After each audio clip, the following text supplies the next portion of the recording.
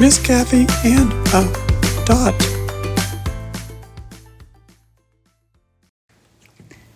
Hi, Grace Kids. I'm Miss Cathy, and this is my friend Dot. Say hello, Dot. Oh, hello. Are you filming this, Miss Cathy? I didn't get a chance to really comb my hair or anything.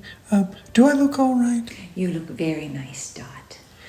And Dot, we have been learning about a man named Joseph from the Bible. Can you say Joseph? Well, I believe I can. Joseph? Can you say Joseph? Good job. And there's a verse in the Bible that reminds me very much of Joseph's life. It's in Romans 8:28. Would you like to learn that verse with me, Dot? That sounds somewhat familiar. Didn't you explain this to me once when we made those cupcakes? I did, Dot. Good memory. I think, well, at least I'm pretty sure, that we learned that the good and bad tasting ingredients were important to make a good tasting cupcake.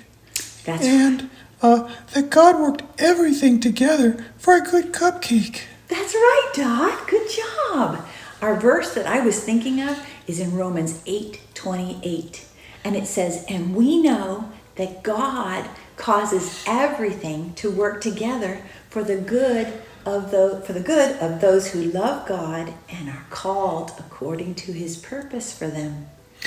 Well, I might be able to say that verse if the kids would help me. Kids, would you help Dot learn the verse? They said they would. Let's all say it together, okay? It's in Romans 8:28. And it says, and we know that God causes everything to work together for the good of those who love God and are called according to his purpose for them. Good job. You guys did great. You did good too. Give yourselves a hand, everyone. So Joseph learned about this verse from his own life, because in his life he had good and bad things happen. One good thing was God gave him a dream, 2 dreams when he was asleep, that told him he would be a ruler someday and that people would bow down to him. And he hung on to those promises from God, because some bad things happened to him too. Even though his dad had given him this beautiful coat of many colors, his brothers were jealous and they took it away from him. And then they sold him into prison. They sold him into slavery. And then when he was in slavery, he got thrown into prison for something that he didn't even do. They put him in jail. But God used those bad things for something good, because while he was in jail, Pharaoh, the king of Egypt, called him up to interpret some dreams. And when he did, Pharaoh put Joseph in charge of all of his affairs and also of taking care of the land and what was going to happen with the dreams. 7 years of plenty and 7 years of famine. And Joseph did that. He took care of everything. He saved Egypt and he saved his family.